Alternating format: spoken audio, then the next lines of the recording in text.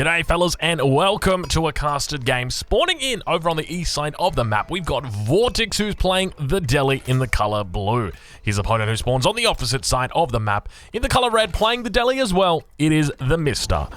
This game is part of a series for the N4C. You may be familiar with it. It's a little tournament just worth $100,000 for those in the know.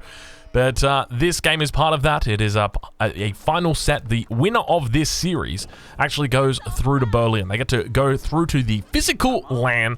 Currently in this series, there has been, before this, 4 games played.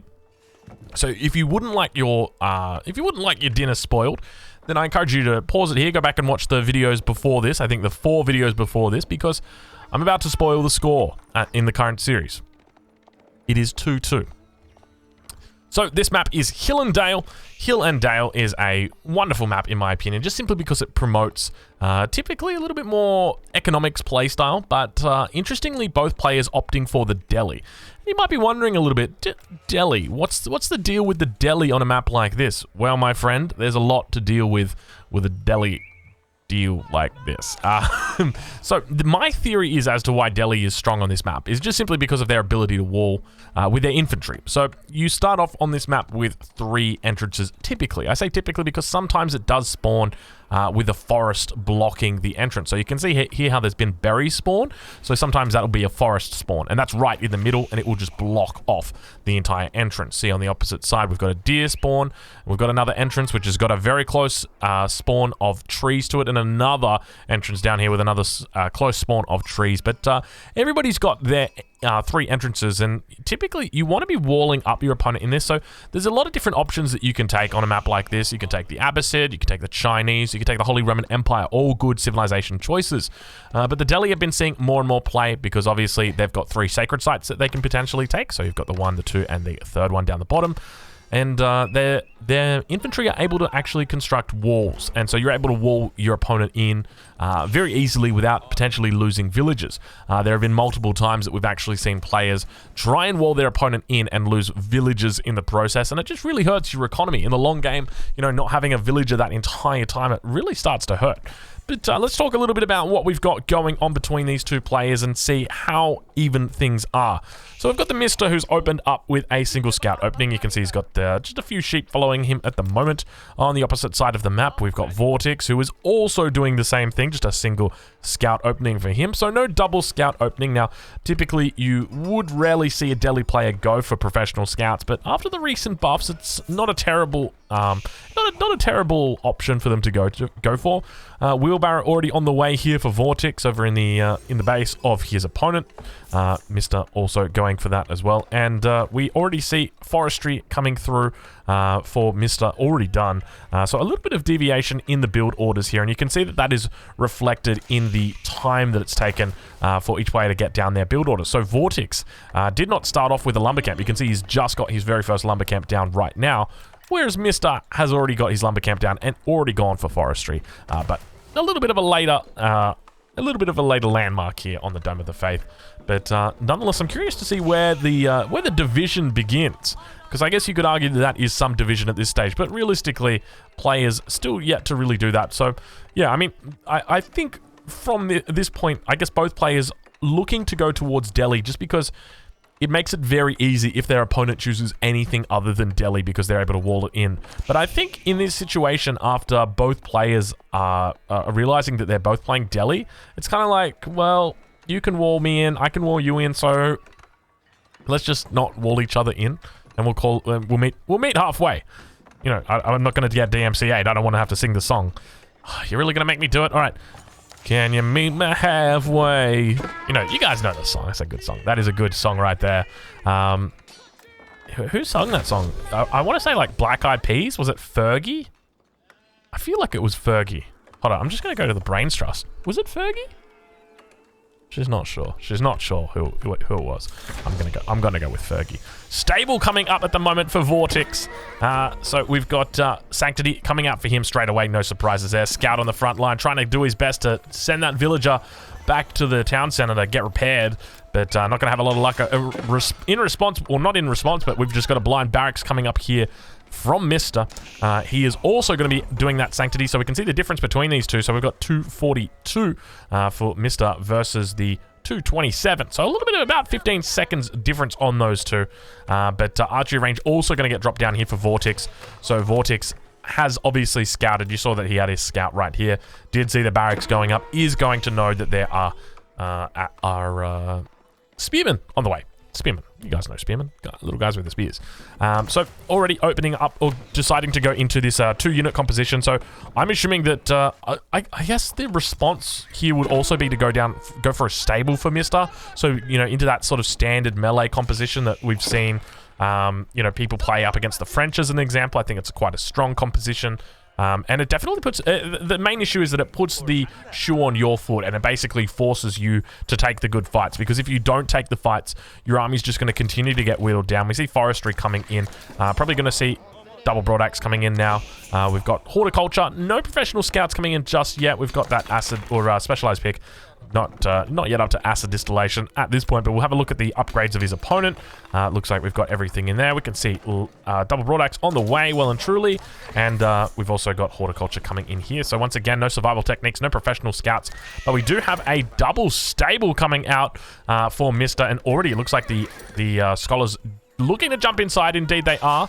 So not actually jumping in on the in the barracks. So he's actually doing the correct thing. So this is sort of like a little bit of team game theory. If you guys have ever played team games, in Age of Empires 2 it's a bit different, but in Age of Empires 3, the way it always used to work is you'd like have one player who would go a skirmisher unit or an archer unit, and one player who would go cavalry. And me and my teammate back in the day, we came up with this brilliant idea. What if we just both go cavalry? It was masterful. It was masterful. We must have won. I think I had a win rate back then of like 98%. And I remember seeing somebody I hadn't seen in a while, and they joined the lobby, and they're just like, oh my god, you have 98%, you're such a loser. Like, we were just trying very hard, and the double cav opening was doing very, very well. And he's sort of doing the same thing in that regard, because he's gone for double stable with the double production. I mean, technically, this is like a quad stable movement here, but essentially the way to think about it is you know, a lot of cavalry will just be cavalry and archers, right? So you can go for a nice composition like this, but at the end of the day, if your enemy's just making full cavalry, well, there's not really much you can do. So very, very nice. The trick to this, the trick to winning with this, is that you have to keep your cavalry hidden. That is the big thing. So Mr.'s got to keep this cavalry hidden. He can't let it be seen. If this gets scouted straight away, Vortix falls back, probably tries to wall himself in an emergency, and then just drops down like 17 barracks. Speaking of scouting out, though, it looks like Mr. going to be spotting out his enemy on those sacred sites. We'll check and see how close he is to Sanctity being researched. In fact, he's already got Sanctity researched, just yet to send out any of those scholars. And now we see scholars heading towards the middle. The enemy does manage to spot out the horsemen. You can see how fast they begin moving across the map. And I think Vortix has realized it might have bitten off a bit more than he can chew out here. Doesn't matter, or doesn't bother him, though, because he's going to just be heading towards that back line. He's got the scholar there, ready to repair, ready to heal up, get all that damage out. And you can see now the archer's going to be having a bit of a tough time teeing off, but a single spearman going to be coming in as well, just looking to get a couple of stabs in. But I definitely think that the scholar is going to work quite well in this matchup. You can see right here, this horseman in particular was getting healed up. I'm not sure exactly how the healing mechanic works. I think it might have something to do with out of combat. I'm not sure 100%, but it does look like at this point in time, Vortix getting overwhelmed as those reinforcements continue to come in. Scholar looking to get in on the action. Scholar, get back on that sacred site. Scholar, what are you doing, mate? You got to be capturing that bad boy. But speaking of sacred sites up towards the north, Vortix does capture his first sacred site. Looks like a number of scholars have gone down, or at least one scholar's gone down for him, and a huge amount of units have been lost in the middle of the map. But now we've got 8 big bad boys out the front. Now, at this point, your opponent knows you are cavalry, you're full cavalry, and so you've got to expect that they are going to be looking to diversify their holdings. They're not going to continue making archers and horsemen. No, they're probably going to be making spearmen. So you need to start thinking about countering them. So whether we look to see potentially from him some sort of archer play, whether he looks to go to age 3 himself, or not himself because his enemy hasn't reached the 3rd age just yet, but whether he looks to go to age 3 and potentially get men-at-arms out and just sort of use these guys as a raiding party. Always options, always options. But now down towards the south, no one's even looked at the sacred site down the bottom just yet. Neutralizing up towards the top with a 2 health point horseman. That's a pretty good use of your unit, honestly. That's not a bad use. But we'll check in with Vortix. We'll see how he's doing and what he's actually doing for infrastructure. So indeed, the responses come out. It's 2 barracks and dropping down the hardened upgrade as well. We can see a single blacksmith getting dropped down. It looks like he's expanding out with the 2nd mill as well. So could potentially look at going into professional scouts and survival techniques off the back of this, but we'll have to wait. We'll have to see how he plays it. Still yet to drop down a 2nd lumber camp, though. Definitely going to need it. Look how far these guys are traveling. It's going to be difficult, but now pushing in, poking around, prodding around. As soon as he spots those spears, he's going to know the jig is up and that it is time for him to make his move. But looking at the economies of both players, it seems like they're both heading in the same direction. Mr. dropping down the House of Learning on the other side of the map. Vortix. Has he not dropped his landmark? Is Vortix just making units at the moment? This could be an issue. This could be a massive issue right now. Vortix is pushing out. You can see he's got quite a force, but I'm assuming from Mister's side. Now, he's got the 1 barracks up. He's going to have to drop a few barracks in the transition. There's the 2nd barracks being dropped. He's going to need more barracks than that. How many villages has he got on this? Only 6 villages on that. He needs to lose the sacred sites. He needs to let them go at the very least, or just, you know, just sort of neutralize them and allow his opponent to sort of grab them but not to hold them, that sort of thing, because this is what he wants to avoid. He does not want a push to come out right now. If a push comes out right now, he's in a really dire position. Villagers on the front line going to get pushed off towards the berries on the back, and you can see that there's absolutely nothing left. There's a few up here. He's yet to scout those out. He's got no idea about them. Looks like 1 villager will probably go down here. 2nd barracks on the front line, 3rd barracks rather, gonna get taken out before it actually gets up. That's a big, bad thing to happen. This barracks was definitely a little bit aggressive, a bit aggressive. Probably should have gone at the back of the base. It's so important that these barracks stay up. We'll take a look over at the base of the deli. Don't tell me it's siege engineering. Okay, it's not siege engineering coming in. I think Mr. should be okay with this regard. My main concern is just that these forces are going to camp on his production, and he's not going to ever be able to build up a decent mass. And then behind this, Vortix is then going to be able to continue funneling in units and units. And you can see that's exactly what he looks like he's doing. He's got quite a bit saved up, but if you take a look at the production right now, you can see he's got the archery range, he's got the stable, he's got the double barracks in here, and he is just putting out units non-stop. Now it looks like there's a couple of villages inside that town center. You can see about 4 of them, and they're going to slowly but steadily tee off those archers, and you can see the villagers on the back line not being too careful and actually going to get picked off here. Now, these guys don't actually have their textiles. It's going to be a few, I think it works out to be about 4 or 5 hits, the extra that they're able to take from the horsemen if they've got the textiles. But now we can see a lancer has come out looking to try and even things up towards the north, the sacred site, trying to be held on and doing a pretty decent job, honestly. The fact that Mister's held on the sacred site for this long is very good. Men-at-arms now going to be coming out. Vortix looking like he might be in a bit of trouble here. You can see that the men-at-arm numbers are really starting to climb. He doesn't have the +1 upgrades just yet, despite having blacksmith for a considerable amount of time. Villager going to be coming out towards the front here, looking to drop down the barracks, and Mister is looking in a very good position. We'll do a quick stock take and see where these 2 players are at. So we've got Mister currently, who sits on 31 villages. His opponent, Vortix, sits on 44? What? What? How does he have such a villager difference? What happened? How does he have so many villagers compared to Mister? That is outrageous. Not only that, looks like he's neutralizing sacred sites down the bottom. He's captured one up in the middle. Sacred site up to the north getting captured as well.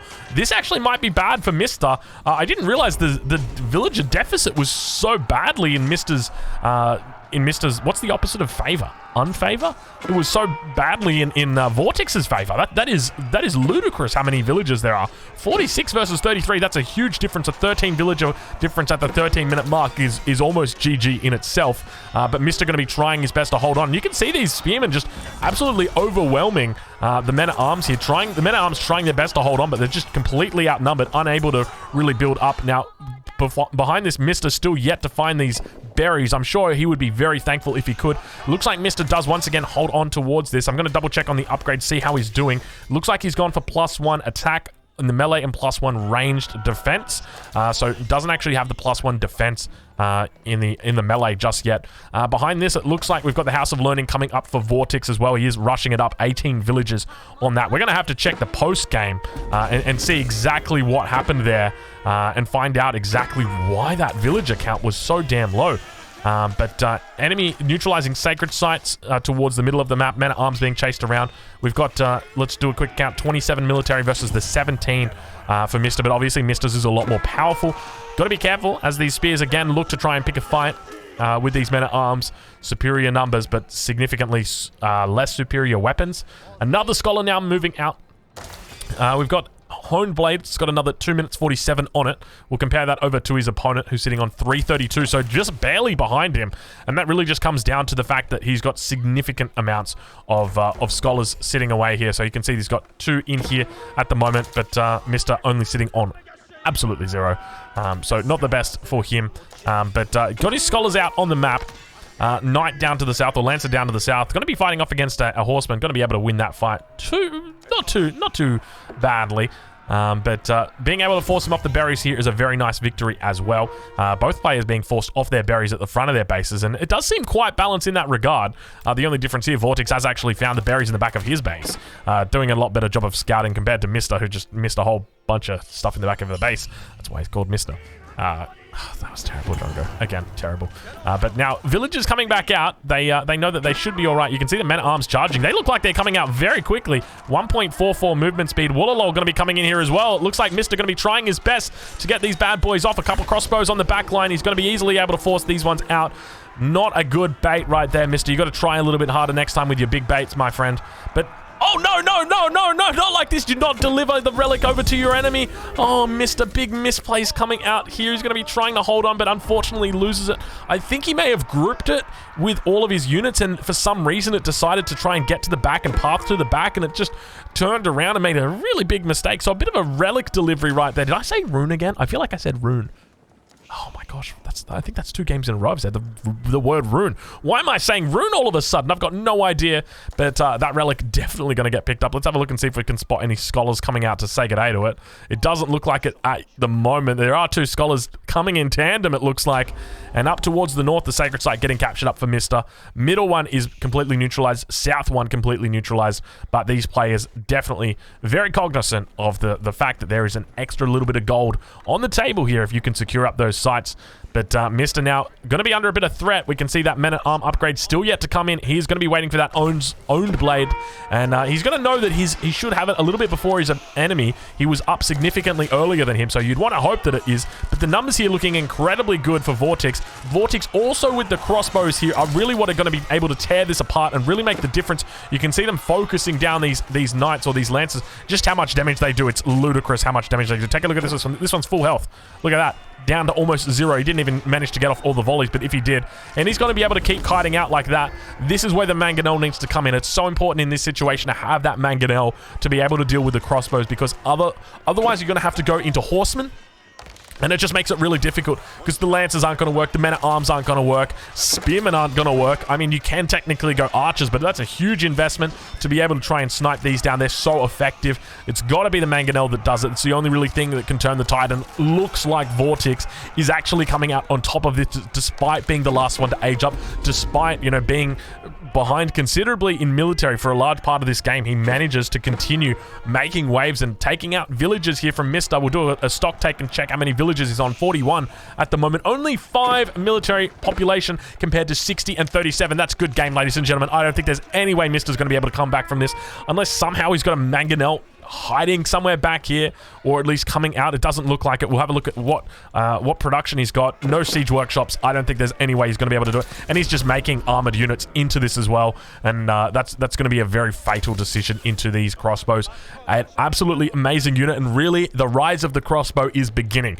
It is great to see these crossbows coming out and about. And ladies and gentlemen, that is it, wrapping up the 5th game in this series and taking it to match point. Vortix winning 3-2 at this point. The next game is match point. Make sure you check it out. I'll see you guys there.